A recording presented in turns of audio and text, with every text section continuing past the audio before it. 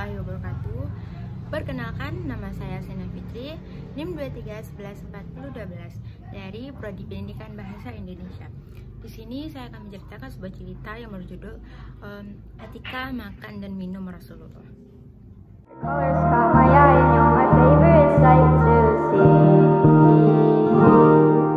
From the way that you move and everything that you do, and after that it's when I realize that I love you. Suatu hari Rasulullah Shallallahu Alaihi Wasallam diundang oleh sahabatnya Anas bin Malik untuk makan di rumahnya.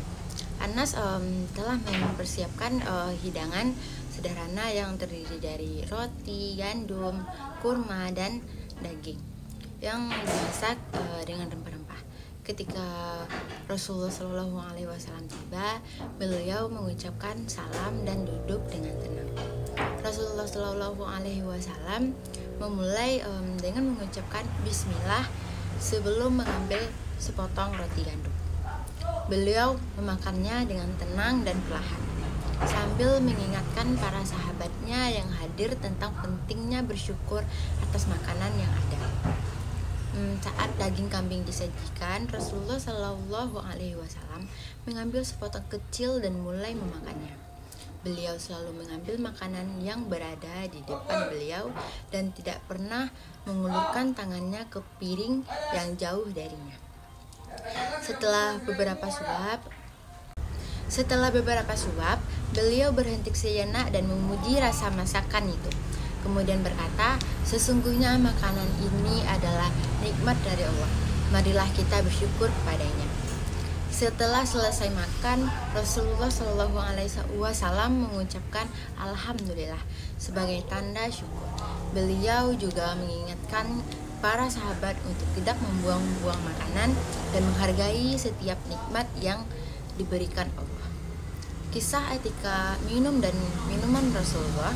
Di hari yang lain, Rasulullah Shallallahu Alaihi Wasallam sedang berada di rumahnya. Setelah pulang dari masjid, beliau merasa haus setelah seharian beraktivitas. Aisyah, istri Rasulullah, kemudian membawakan segelas air untuk beliau. Rasulullah Shallallahu Alaihi Wasallam mengambil gelas tersebut dengan tenang dengan tangan kanan, kemudian duduk sebelum memulai minuman. Beliau mengucapkan Bismillah dengan meminum air tersebut dalam tiga tegukan. Tidak sekaligus, beliau mengambil nafas dan beristirahat sejenak.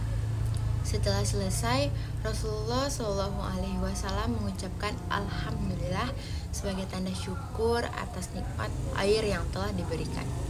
Beliau kemudian mengingatkan para sahabat yang ada di sekitarnya, minumlah dengan tenang dan jangan terburu-buru. Sesungguhnya Allah menyukai hambanya yang mensyukuri setiap nikmat yang diberikan. Beliau kemudian mengingatkan kepada para sahabat yang ada di sekitarnya, minumlah dengan tenang dan jangan terburu-buru. Sesungguhnya Allah menyukai hambanya yang mensyukuri setiap nikmat yang diberikan.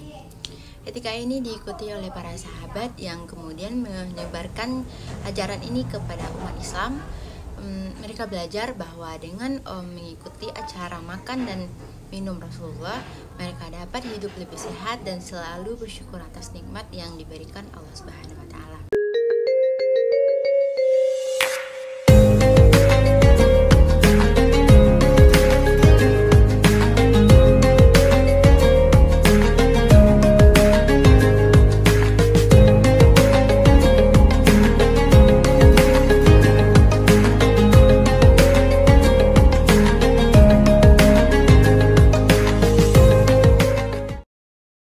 Assalamualaikum teman-teman. Hayya nabda. Lid dilusa. Ayo kita mulai belajar. Kalian, adab-adab kalian.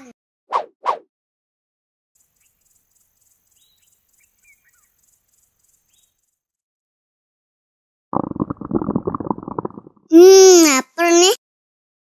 Sebelum makan, yuk kita pelajari adab makan dan minum sesuai yang Nabi ajarkan. Yuk kita belajar adab makan minum.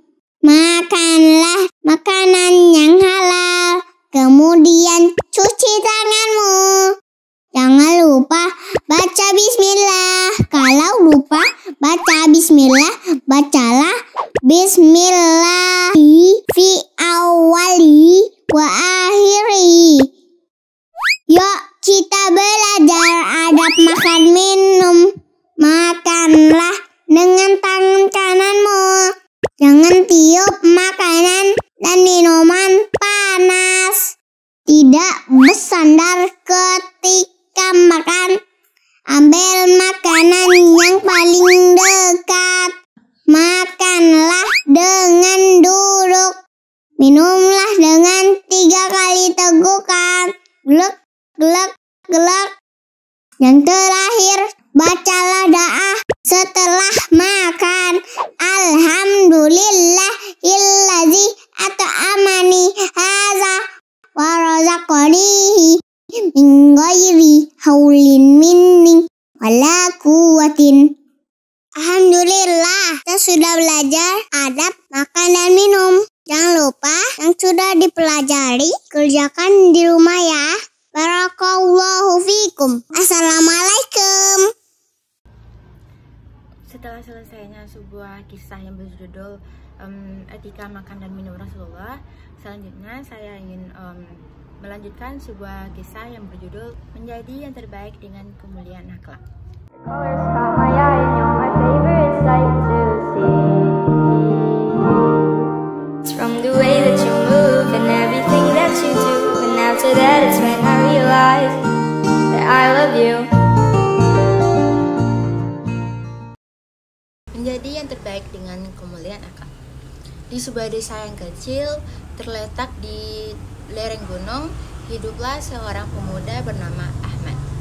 Ahmad dikenal oleh semua orang di desa tersebut, bukan hanya karena kecerdasannya dan keterampilannya, tetapi juga karena kemuliaan akhlaknya yang luar biasa. Ahmad selalu membantu siapapun yang membutuhkan, baik itu menolong tetangga yang sakit, membantu petani yang kesulitan menanam, atau sekedar mendengarkan keluh kesah orang-orang di sekitarnya.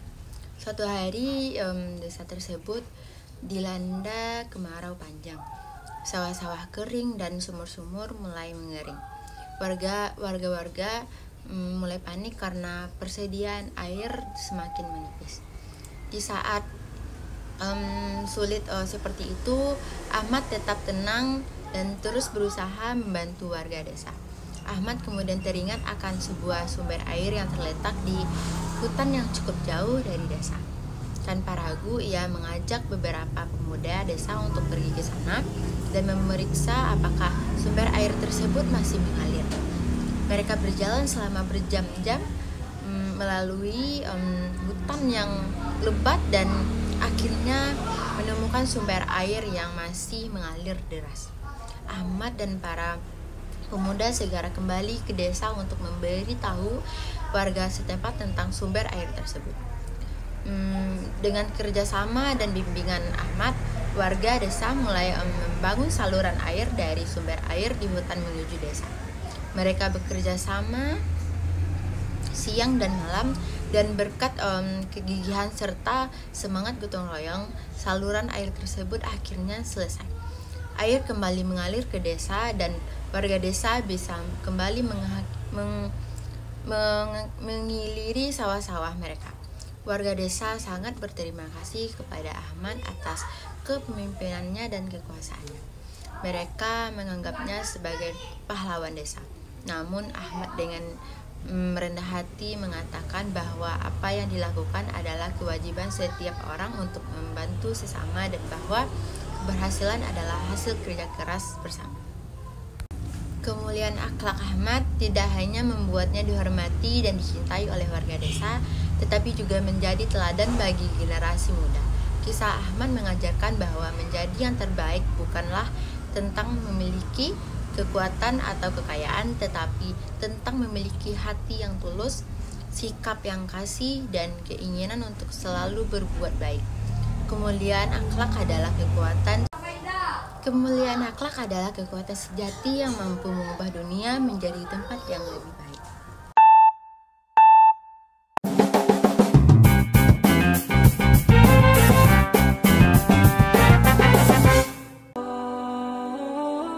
Jadi saking sempurnanya agama Islam ini sampai semua hal ini kita diatur di dalam agama yang mulia ini, dan juga selalu dihubungkan dengan Sang Pencipta Allah. Di antaranya tentu adalah doa dan zikir. Tidur pun diatur tata caranya, punya adab dan tata krama dalam Islam. Seperti misalnya berwudu sebelum tidur. Bahkan kata Nabi SAW, siapa yang wudu sebelum tidur, maka Allah akan titipkan malaikat bersamanya yang mendoakan dia setiap kali dia ke kanan dan ke kiri sambil mengatakan, ya Allah ampunilah, rahmatilah. Begitu juga sunnahnya adalah balik sisi kanan, sebagaimana sabda Nabi SAW kepada para sahabatnya mengatakan, kalau kalian ingin tidur maka baliklah ke sisi kanan tubuh kalian dan letakkanlah telapak kanan kalian di bawah pipi kalian. Kemudian juga di antara adab tidur adalah membaca zikir. Kemudian juga yang dianjurkan adalah kalau bapak ibu terkaget tengah malam, terkaget lagi tidur terus terkaget tengah malam, apakah itu karena mimpi atau yang lainnya, intinya terkaget, maka usahakan langsung juga berzikir. Karena kata Nabi SAW, siapa yang terbangun tengah malam terkaget, kemudian dia langsung membaca la ilaha illallah wahdahu la syarikalah lahul mulku wa lahul hamdu wa huwa ala kulli syai'in qadir. Gak ada kalimat yuhyi wa yumitnya di sini. Subhanallah walhamdulillah wa la ilaha illallah wallahu akbar wa la hawla wa la quwata illa billahil aliyil azim. Allahumma gfirli. 3 zikir ini digabungin, kalau diikuti dengan ya Allah ampunilah aku, maka akan diampuni dosa-dosanya walaupun sebanyak, atau akan diampuni dosa-dosa yang telah lalu. Dan kalau dia berdoa diterima, kalau dia sholat diterima. Termasuk adab yang harus diperhatikan kalau mimpi buruk. Kapan seseorang bermimpi buruk, maka dia tidak boleh menceritakan kepada orang lain.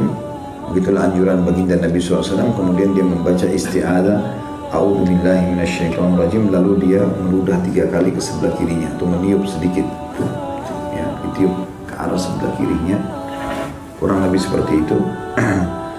Kemudian dia tidur, mengubah kembali posisi tidurnya. Jadi kalau tadinya dia balik kiri, dia sekarang balik ke kanan. Kalau dia tadinya tengkurap, dia balik ke sebelah kanannya. Termasuk adab dalam tidur adalah tidak boleh tidur tengkurap, tidak boleh tidur ke arah sebelah kiri, lambung. Karena Nabi SAW melarang masalah itu. Bahkan dalam sebuah riwayat dikatakan tidur tengkurap itu adalah tidurnya ahli neraka. Dan juga secara medis terbukti kalau kita tidur tengkurap, maka dada dan perut yang memang sebenarnya harus tidak tertekan, itu tertekan sehingga mengganggu pernapasan, mengganggu juga pencernaan. Balik sebelah kiri, jantung kita atau hati kita tertekan sehingga juga mengganggu peredaran darah. Kalau kita balik sisi kanan maka jauh lebih sehat tentunya, ya, sebagaimana ajaran Nabi SAW. Dan termasuk adab tidur adalah tidak berlebih-lebihan dalam masalah tidur itu, dalam arti kata sesuai dengan kebutuhan. Nabi SAW mengatakan dalam hadis yang sahih, an-naumu akhul maut, tidur itu adalah saudaranya kematian. Jadi orang kayak tidak ada aktivitas apa-apa, tidak ada sesuatu yang dia bisa gunakan, sesuatu yang bermanfaat, yang menambah amal solehnya timbangan amal hari kiamat, karena terlalu banyak tidur. Kalau yang normal sih secara penelitian ilmiah internasional adalah 8 jam maksimal, 6 jam sudah sangat cukup, ya.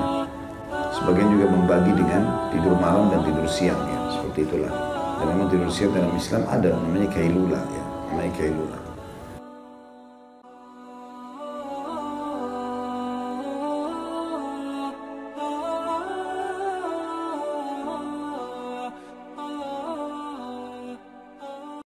Hanya 2 kisah yang dapat saya ceritakan, lebih atau kurangnya saya mohon maaf. Saya akhiri, wassalamualaikum warahmatullahi wabarakatuh.